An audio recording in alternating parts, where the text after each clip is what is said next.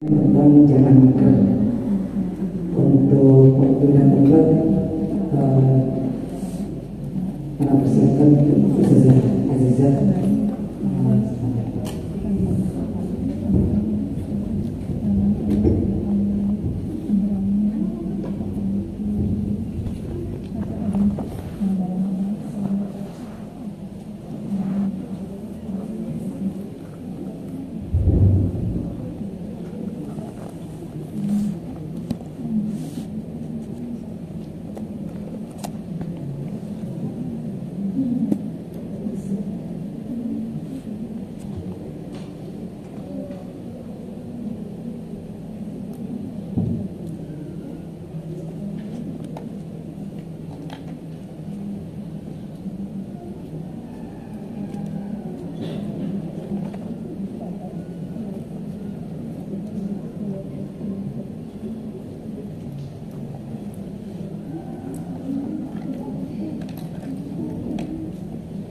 Enggak maju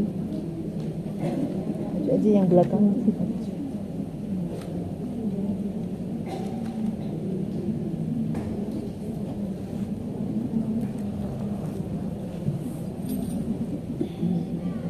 Bismillahirrahmanirrahim. Assalamualaikum warahmatullahi wabarakatuh.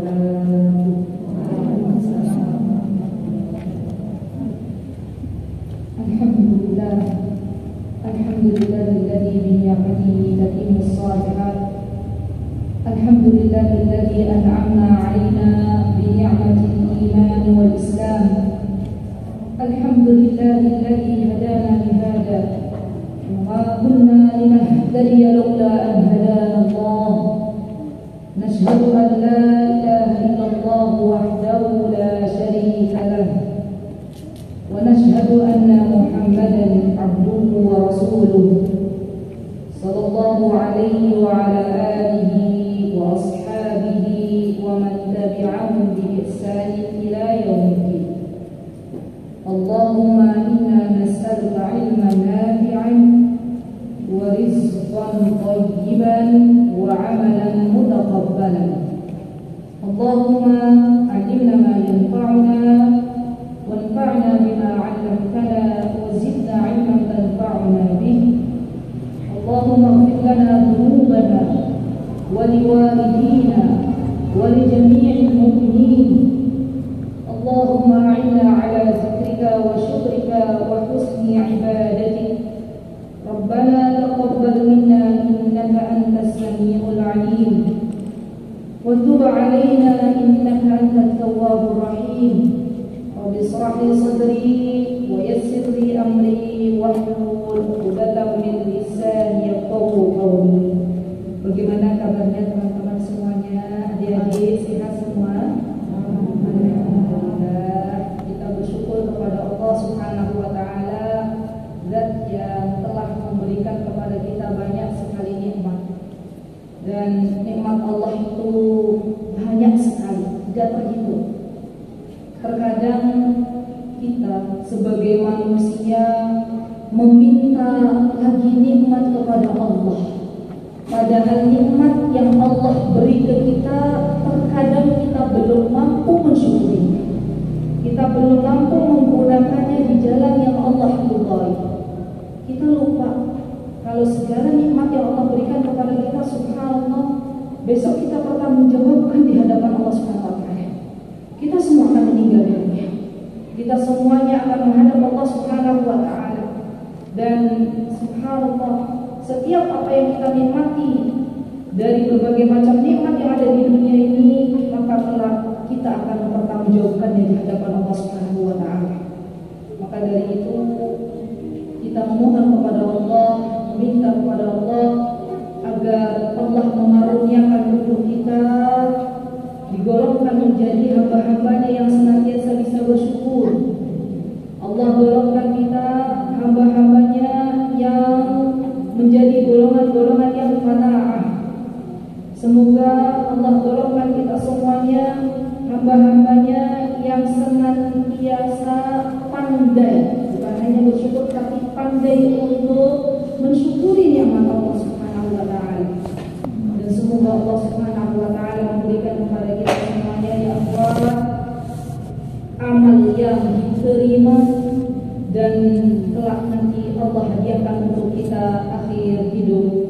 terbaik, yaitu husnul khatimah. Amin, Allahumma amin. Salawat beriring salam semoga tetap Allah curahkan kepada qudwah hasanah kita Rasulullah sallallahu alaihi wasallam, dan juga kepada keluarga besar beliau, kepada para sahabat ridwanullahi alaihim. Kita berdoa semoga kita semuanya kelak mendapatkan syafaat dan kelak Allah masukkan kita ke dalam surganya bersama para nabi, bersama para syuhada, dan bersama orang-orang yang saleh. Amin, Allahumma amin. Ibu-ibu jamaah sekalian yang saya cintai karena Allah, pertama izinkan saya mengucapkan taqabbalallahu minna wa minkum, ya. Karena ini kajian perdana setelah Idul Fitri kemarin, ya. Dan kita berdoa kepada Allah sebagaimana kebiasaan para sahabat ridwanullahi alaihim. Mereka senantiasa memohon kepada Allah 6 bulan setelah keluar dari bulan Ramadan dengan sebuah doa, Rabbana taqabbal minna innaka antas samiul alim wa tub alaina innaka antat tawwabur rahim. Kita minta sama Allah amal ibadah hamba yang hamba lakukan di bulan Ramadan, baik itu saum, baik itu salat, baik itu membaca Al-Quran, baik itu sedekah, semoga Engkau terima wahai Rabbku. Karena seorang hamba akan berbahagia manakala amalannya diterima di sisi Allah Subhanahu wa taala, dan menjadi sebuah kerugian yang sangat besar manakala seorang hamba sudah bercapek-capek, ya, untuk melakukan ibadah malam hari dalam qiyamul lail. Seorang hamba sudah bercapek-capek dia untuk membaca Al-Quran, untuk bersedekah, untuk berbuat baik, tapi ternyata Allah tidak terima amalnya. Na'udzubillah, summa na'udzubillah. Maka kita sebagai umat Nabi kita Muhammad SAW, yang mana kita mengikuti apa-apa yang telah beliau anjurkan, juga kebiasaan para sahabat, para salafus salih, maka kita hendaknya perbanyak baca itu, ya akhwat. Berapa sampai kapan? 6 bulan setelah keluar dari bulan Ramadan. Berarti dimulai dari bulan Syawal, ya. Dan kita sudah berada di penghujung Syawal. Siap-siap setelah keluar dari bulan Syawal kita akan berjumpa dengan bulan Dzulqa'dah. Ya, terus baca doa ini. Apalagi nanti di 10 hari pertama bulan Dzulhijjah, ya akhwat. Perbanyak berdoa kepada Allah Subhanahu wa taala, perbanyak amal saleh. Karena nanti amal ibadah seseorang itu dilipat gandakan pahalanya. Yang namanya seorang muslim, seorang muslimah, hendaklah ia terus mengerjakan berbagai macam amal kebajikan untuk bekal nanti menghadapi panasnya mahsyar, untuk bekal menghadapi gelapnya kubur, untuk bekal menghadapi perjalanan akhirat yang begitu panjang. Subhanallah, bekal kita masih sedikit, ya akhwat. Subhanallah, apalagi bekal saya masih terlalu sedikit. Padahal kita tahu yang namanya kematian, kita paham itu datang kapan saja. Ya, apa nanti yang nanti insya Allah kita pelajari sekarang, apa yang membuat kita itu terkadang tidak mau beribadah adalah karena kita malas, karena kita malas gerak. Ya, insya Allah kita akan belajar hari ini. Ya, semoga Allah memudahkan kita untuk mempelajari kitab Adabul Sahih, Adabul Mufrad. Ya, kitab Sahih, Adabul Mufrad.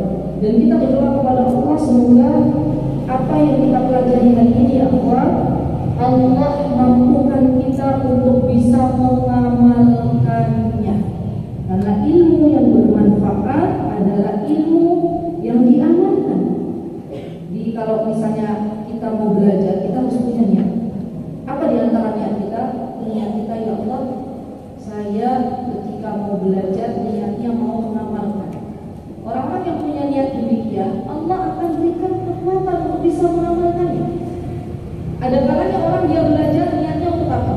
Untuk gagah-gagahan, untuk banyak-banyakan materi, untuk update status. Ya, di foto ini loh, saya sudah mengaji di sana, di sini, di sana, di sini. Subhanallah, Allah yang maha tahu apa yang ada di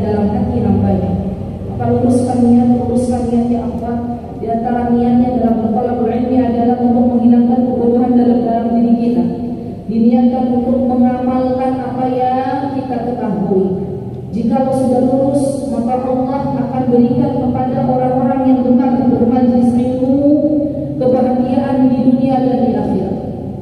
Kebahagiaan di dunia dan di akhirat. Subhanallah. Hari Senin kemarin saya mendapatkan pelajaran yang sangat-sangat berharga. Ada seorang nenek, simbah, apa sebutannya? Usianya 91 tahun. Mbah ya, simbah ya. 91 tahun. Teman-teman ada yang usia 91 tahun? Hah? Enggak ada. 91 tahun. Beliau hampir setiap hari baca Al-Quran, setiap hari baca buku, ya, belajar. Subhanallah. Bagaimana dengan kita yang usianya masih 40, 50? Terkadang kita tidak mau belajar, terkadang kita tidak mau bermajlis ilmu. Sampai karena memang kondisinya sudah tidak lagi memungkinkan untuk berjalan, nenek tersebut masih bisa bertolak belakang. Dia ceramahnya Ustaz dicatat. Allahu Akbar, Allahu Akbar. Subhanallah, subhanallah. Dan akhirnya Allah wafatkan dalam keadaan alhamdulillah husnul khatimah. Subhanallah. Ketahuilah wahai saudariku, kalau kita setiap hari belajar dan belajar serta mengamalkan ilmu, maka harapannya kita diwafatkan oleh Allah dalam keadaan kita sedang mengamalkan ilmu itu. Dan ketahuilah bahwa Allah akan mewafatkan kita sesuai dengan kebiasaannya. Allah akan mewafatkan hambanya sesuai dengan apa yang hambanya cintai. Dan hanya Allah dan kita pribadi yang mengetahui apa-apa yang dicintai oleh kita. Kalau ada orang terlalu cinta dengan dunia, maka Allah wafatkan dalam keadaan dia sedang mengejar dunia. Kalau ada orang yang cinta dengan salat, maka Allah akan wafatkan dia dalam keadaan salat. Kalau ada orang yang cinta Al-Quran, dia senang dengan Al-Quran, membaca, tadabbur, amal, maka Allah wafatkan dalam dia sedang mengamalkan Al-Quran, isi Al-Quran. Kalau ada orang yang gemar berdakwah, subhanallah, saya sudah pernah dapat info ada seorang da'i yang dia gemar berdakwah, Allah yarhamu. Kemudian Allah cabut nyawanya dalam keadaan beliau sedang berdakwah. Subhanallah. Sekarang tanya pada kita masing-masing, apa yang kita cintai? Apa yang kita cintai?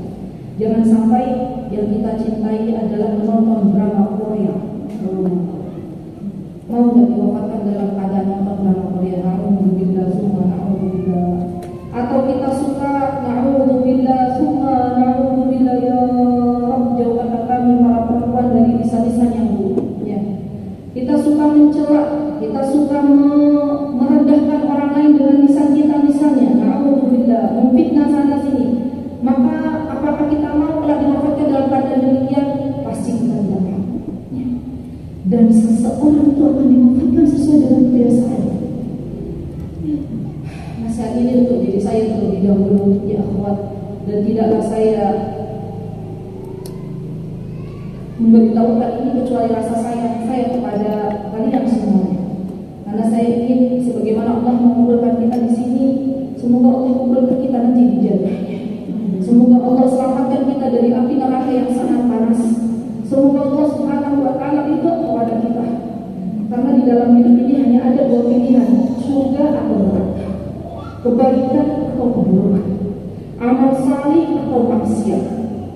Dan kita diberikan kemampuan oleh Allah Subhanahu wa taala, kita diberikan oleh Allah Subhanahu wa taala untuk bisa memilih. Subhanallah. Mana yang akan kita pilih?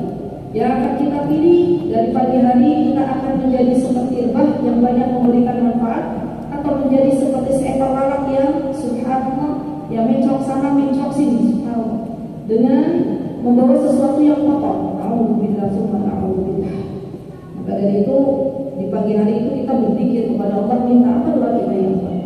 Dia minta doa, Allahumma inni as'aluka min khairi hadzal yawm wa khairi ma fi, wa a'udzu bika min syarri ma fi, wa a'udzu bika min syarri ma fi hadzal yawm wa syarri ma fi. Doa kita.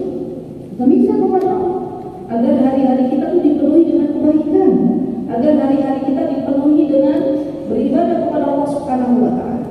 Karena seorang muslim, seorang muslimah hendaknya ia bersemangat dalam kebaikan. Subhanallah, subhanallah. Dan kita tahu ya akhwan, bahwa setiap kebaikan yang dilakukan oleh hamba Allah dari berbagai macam amal saleh, kalau niatnya lurus, maka itu akan dicatat sebagai pahala di sisi Allah Subhanahu wa taala. Baik, kami jadikan karena baru pertama itu, Masya Allah.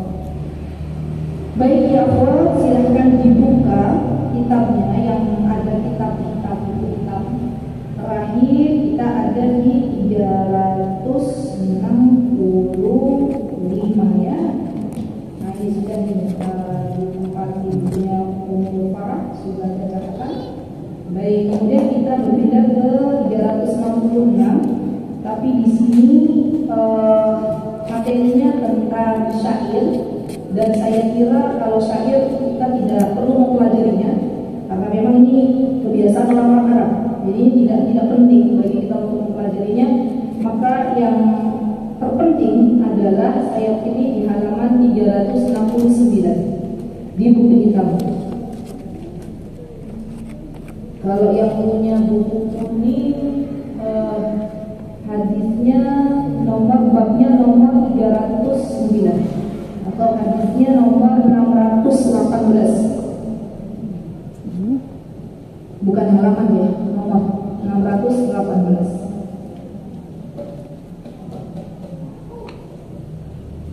Sudah dibuka? Baik. Di sini disebutkan dari ibunda kita Aisyah radhiyallahu anha. Sepertinya tadi ada saya baru datang, Masya Allah ada yang baru bergabung ya, Masya Allah.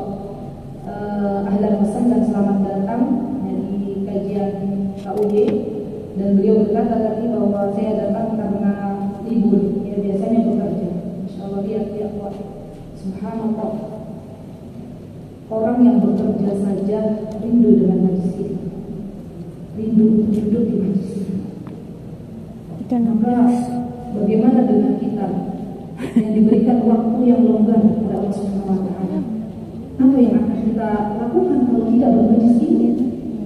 Sebuah ibadah itu harus diawali dengan ilmu. Jangan sampai kalah dengan nenek yang usianya 91 tahun.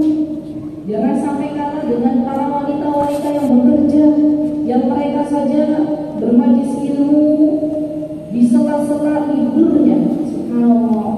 Dan saya yakin fitrahnya seorang wanita itu, fitrahnya kalau masih lurus, fitrahnya masih bagus, itu sebenarnya tidak mau bekerja. Fitrahnya wanita itu ingin dilindungi. Fitrahnya wanita itu ingin menjadi ratu.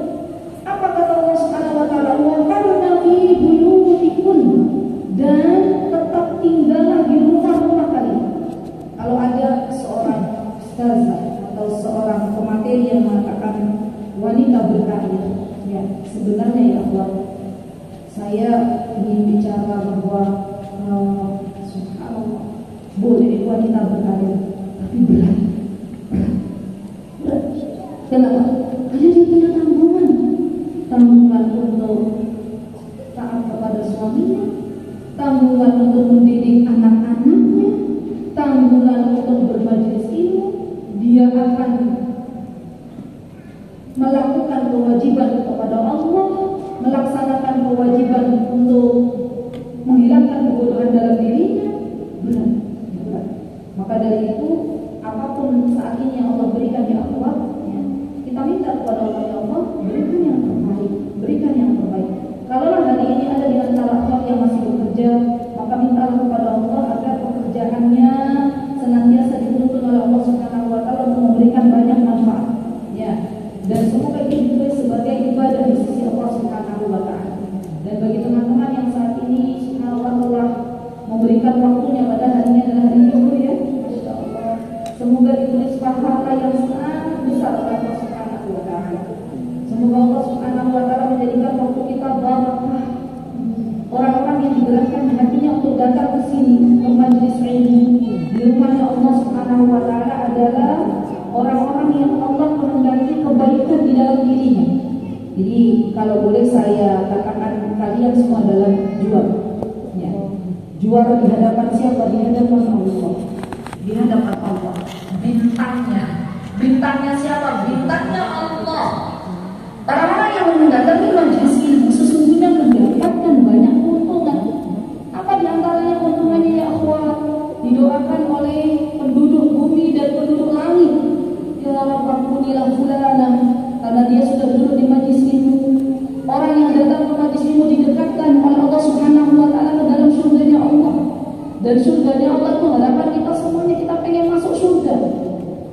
Jangankan kita saja yang di dunia sekarang, kita pasti pengennya dunia enak. Kalau di sana di luar itu lagi panas dengan cuaca yang sangat terik, cuaca yang sangat panas, saya yakin pastinya pengen ngadem di tempat yang ber-AC, ya. Bagaimana nanti di akhirat? Kita pasti semuanya pengen masuk surga. Kenapa? Karena tempatnya enak, tempatnya bagus. Tapi kita di sini nggak mau berjuang. Kita di sini nggak mau duduk di majelis ilmu. Kita bermalas-malasan dalam bermajelis ilmu. Subhanallah. Dan kemarin ya Allah, saya mendapatkan pelajaran, tidak tahu. Subhanallah Taala. Beberapa hari ini kalau saya itu dapat pelajaran. Hari Rabu kemarin isi di Maba. Rabu kemarin. Kalau Rabu kemarin saya ada di Maba. Rabu kemarinnya, alhamdulillah Allah berikan beri ini semua hadiah dari Allah. Saya tidak bisa ngapa-ngapain di Allah. Ini semua keutamaan dari Allah. Allah berikan kesempatan untuk mengisi kajian di Purworejo. Dijemput panitia, saya sama suami berangkat sama anaknya ketiga berangkat. Oleh panitia itu sekitar jam 1 ya, kalau Purworejo jauh ya Pak ya, lewatnya selatan. Dan di sana Allah kasih pelajaran untuk kita dengarkan ya Pak. Setelah saya mengisi kajian, panitia bilang ke saya, Ustazah, ada seorang jemaah, dia keadaannya lumayan. Dia datang dari pesisir pantai, naik bis. Datang untuk apa ya Allah? Untuk mencari dunia kan? Datang untuk bermajelis ilmu.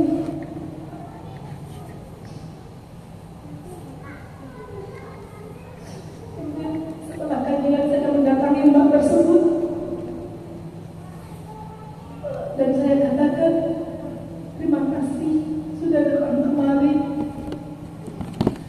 Ini pelajaran untuk diri saya dan semuanya yang selama ini Allah beri nikmat kedua mata. Allah beri nikmat kedua kaki. Kita malas datang ke majelis ilmu. Kemudian saya berkata kepada Bapak, sabar ya Pak, sabar.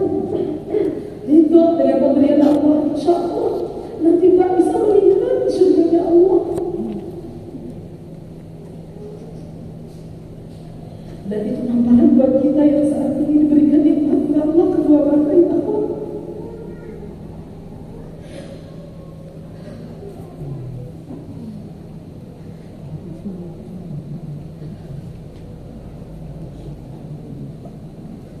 Beliau rela dari pesisir pantai jauh untuk datang ke majelis ilmu. Subhanallah.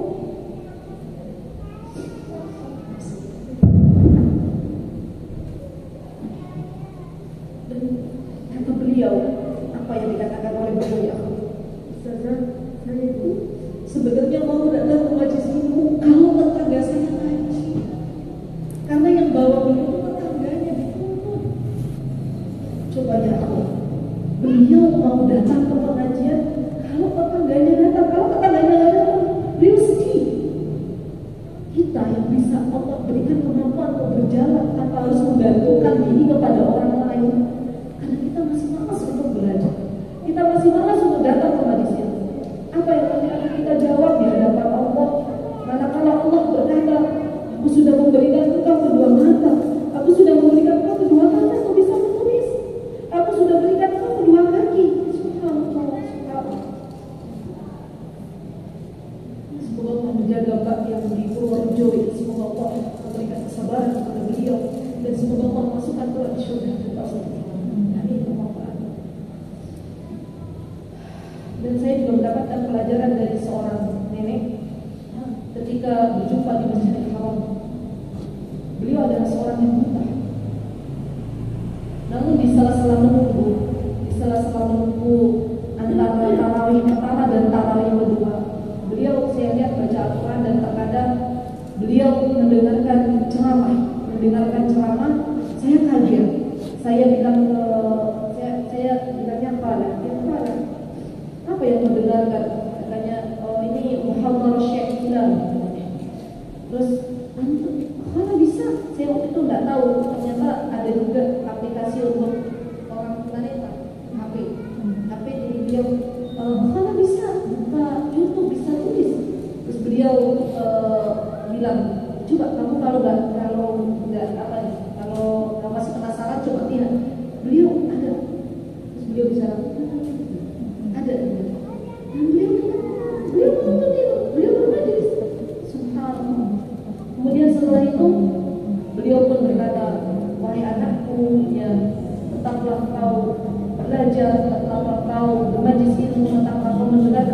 siang karena ini adalah makanan bagi ruhnya. Seorang nenek buta bisa berkata demikian. Ilmu itu, kata beliau, tausiah itu makanan bagi ruh kita. Kalau selama ini yang kita perhatikan hanyalah makanan untuk jasad, ya Allah, sudah sarapan belum, sudah makan siang belum, sudah makan malam belum, tapi kita lupa memberikan makanan untuk ruh kita. Kita lupa memberikan makanan untuk hati kita, padahal hati kita itu perlu makan. Dari mana hati kita perlu makan? Dari belajar menuntut ilmu, dari mendengarkan tausiah. Itu makanan untuk ruh kita, itu makanan untuk hati kita. Jangan heran kalau ada orang di dalam kehidupannya itu dia tidak mendapatkan ketenangan. Selalu ada sesuatu yang dia nggak tahu dari mana kecemasan datang. Bisa jadi ruhnya itu, hatinya itu kehausan, kelaparan, pengen ada siraman-siraman, pengen ada makanan-makanan yang masuk. Maka orang yang belum bisa tenang dalam hidupnya, apa kata Allah Subhanahu wa taala? Zikir, baca Al-Qur'an. Bukan Allah Subhanahu wa taala berkata ala bi dzikrillah tatma'innul qulub. Orang yang berzikir, orang yang baca Al-Qur'an itu akan ditenangkan jiwanya oleh Allah Subhanahu wa taala. Ya, kita kembali ke hadis. Apa kata Ibunda Aisyah radhiyallahu anha? Kata beliau, janganlah engkau tinggalkan sholat malam, karena Nabi kita Muhammad Sallallahu Alaihi Wasallam tidak pernah meninggalkannya. Allahu Akbar. Di bulan Ramadan kemarin kita sudah dididik oleh Allah Subhanahu Wa Taala untuk sholat malam. Mungkin kalau sebelum Ramadan ya, rasanya kaki itu mungkin masih ada yang berat untuk bangun malam, sholat malam. Kemudian Allah didik kita di bulan Ramadan kalau bisa sholat tarawih, itu adalah bagian dari sholat malam. Allah didik kita untuk bangun di sepertiga malam. Pada pukul 3 dini hari kita sudah dibangunkan oleh Allah untuk bersiap-siap sahur. Pukul 4 kita sudah dibangunkan oleh Allah Subhanahu Wa Taala untuk bangun sahur. Kita sudah dididik oleh Allah dengan pola yang sangat bagus. Tapi terkadang setelah keluar ibadah dari bulan Ramadan, kita kembali lagi menjadi pribadi-pribadi yang tidak mau bangun sholat malam. Padahal sholat malam, apa kata Ibunda Aisyah, adalah kebiasaannya Rasulullah SAW, kebiasaannya orang-orang saleh. Dan kita tahu bahwa Allah Subhanahu Wa Taala senantiasa turun ke langit dunia setiap hari untuk mendengar doa dari hamba-hambanya, untuk mengabulkan doa dari hamba-hambanya, untuk mengampuni dosa hamba-hambanya yang bangun di sepertiga malam dan meminta kepada Allah Subhanahu Wa Taala. Rugi ya kawan, kalau malam kita habis untuk tidur. Para ulama, mereka itu membiasakan malam dibagi menjadi 3. Yang pertama, mereka gunakan untuk belajar, menuntut ilmu, belajar atau murojaah. Yang kedua, mereka gunakan untuk sholat malam, untuk baca Al-Quran. Yang ketiga, baru mereka gunakan waktunya untuk istirahat. Kalau kita biasanya malam digunakan untuk apa yang untuk apa? Untuk apa? Untuk apa? Untuk apa? Untuk masalah dulu. Istirahatnya lebih banyak biasanya ya. Subhanallah. Jadi gini loh apa rumusnya. Coba dicoba ya, dicoba di sini dicoba. Kalau mau tidur, jangan asal tidur. Minta dulu sama Allah. Ya Allah, step by stepnya harus dilakukan. Ya Allah, saya mau tidur. Ya Allah, saya lihat tidur saya itu biar bisa bangun sholat malam. Ya Allah, saya mau tidur, maka berikanlah tidur yang berkualitas. Kemudian nanti teman-teman baca zikir saja subhanallah, subhanallah, subhanallah, alhamdulillah, alhamdulillah, alhamdulillah, masyaallah. Zikir, kemudian baca doa sebelum tidur, bismillahirrahmanirrahim, bismillahirrahmanirrahim. Kemudian teman-teman baca qul huwallahu ahad, qul a'udzu birabbil falaq, qul a'udzu birabbin nas. Baru setelahnya ayat kursi, kemudian ditiup, kemudian diusapkan di seluruh badan. Tujuannya untuk apa? Agar kita mendapatkan penjagaannya Allah. Kalau ada orang tidur asal makhluk gitu ya, tidur gerak bangun diganduli syaitan. Syaitannya gandul-gandulin. Ya. Karena mau tidurnya saja tidak minta pertolongan sama Allah Subhanahu wa taala. Maka ya Allah, kemudian minta sama Allah, ya Allah, bangunkan hamba 2:30 misalnya. Allah bangunkan apa badan? Bangunkan. Kalau sampai Allah tidak bangunkan ya Allah, berarti itu karena dosa kita yang terlalu banyak di siang hari. Apa kata Imam Ibnu Qayyim rahimahullah taala? Di antara yang menghalangi kita dari bangun untuk sholat malam itu adalah dosa-dosa kita yang kita lakukan di siang hari. Introspeksi nanti besoknya, ya Allah, padahal saya sudah efeknya sudah dilakukan, tapi kok tidak dibangunkan ya? Dibangunkannya malah 12 sampai subuh. Kira-kira kenapa? Oh, dosa terlalu banyak kemarin. Ya.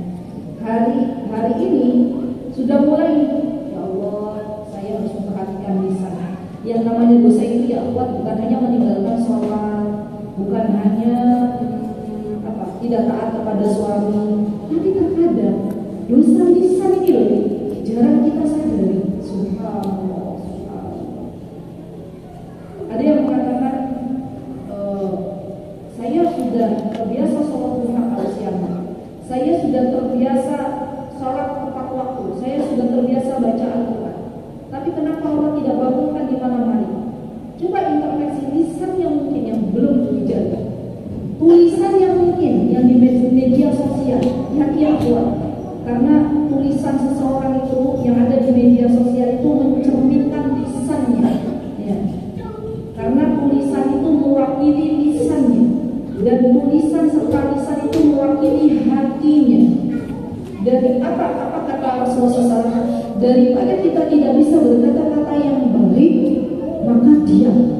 Daripada kita nggak bisa nulis yang baik, lebih baik diam, itu lebih selamat. Ya. Seseorang yang sudah menorehkan tinta di media sosial itu akan dia bertanggung jawab di akhirat, dan tulisan yang dia tulis itu akan menjadi saksi nanti. Apa-apa yang kita ucapkan juga akan menjadi sebuah hal yang perlu kita pertanggungjawabkan di hadapan Allah Subhanahu wa taala. Apalagi yang kita ucapkan itu sesuatu yang mengandung murka Allah Subhanahu wa taala. Maka hati-hati ya potensi, hati-hati dengan lisan, karena banyak kaum wanita yang masuk neraka itu karena lisan. Karena lisan, dosa lisan itu subhanallah banyak terjadi kepada kaum hawa. Ya. Minta kepada Allah, ya Allah, berikanlah kepada kami lisanan yang shadiqan, lisan yang jujur, lisan yang bagus, lisan yang tidak mudah mencela, lisan yang tidak mudah berkata dusta, lisan yang hanya berkata-kata sesuatu yang bermanfaat. Ya, subhanallah. Baik, jadi kita tahu bahwa di antara dosa yang menghalangi seseorang membangun malam adalah dosanya siang hari. Dan ketahuilah wahai saudari, manakala Allah telah membangunkan kita untuk bangun malam, maka bukan karena kekuatan kita, tapi itu murni karena pertolongan Allah Subhanahu wa taala. Dan tidak perlu kita update status, alhamdulillah sudah bangun malam tadi, atau statusnya pas jam 2. Pas jam 2 langit terasa tidak ada bintang di langit, itu juga jangan, ya. Karena apa ya niat itu berbolak-balik. Dan subhanallah, subhanallah, subhanallah, kita ketika dibangunkan oleh Allah di malam hari, jangan sampai merendahkan orang yang tidak bangun malam, ya. Bisa jadi orang yang tidak bangun di malam hari ternyata dia punya ibadah yang dirahasiakan hanya dengan Allah Subhanahu wa taala. Dan kita tidak tahu. Semoga Allah Subhanahu wa taala senantiasa menjaga niat kita. Semoga Allah Subhanahu wa taala senantiasa menjaga hati kita dan Allah karuniakan kepada kita hati-hati yang selamat. Amin. Allahumma amin. Rasulullah sallallahu alaihi wasallam ya kawan, dengarkah beliau senantiasa menjaga sholat malamnya? Padahal beliau adalah orang yang maksum. Beliau itu adalah orang yang sudah dijamin masuk surga oleh Allah Subhanahu wa taala. Tapi beliau masih sholat malam. Apa jawaban Rasulullah SAW? Ada yang tahu? Syukur. Apa jawabannya? Bersyukur pada Allah. Apa baik? Syukur. Kata Rasulullah jawaban yang indah dari lisan beliau. Kata beliau, agar saya menjadi hamba Allah yang bersyukur. Ya, subhanallah. Beliau saja kalau sholat itu berjam-jam, istighfarnya banyak kalau dibandingkan dengan kita. Tapi beliau ingin menambah sholat beliau dengan sholat malam karena bersyukur kepada Allah Subhanahu wa taala.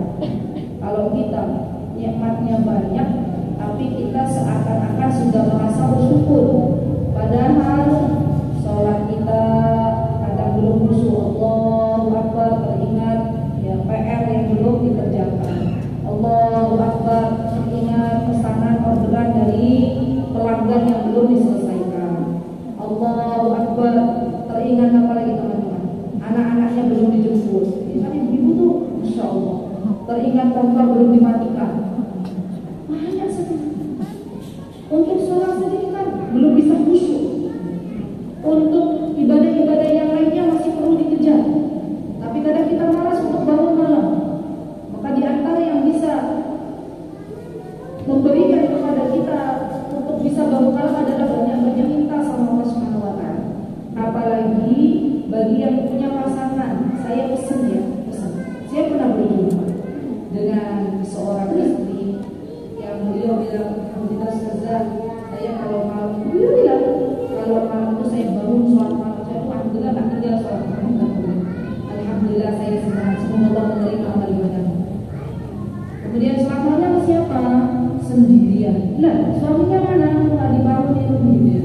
Harusnya dibangunkan, suaminya dibangunkan, dibangunkan.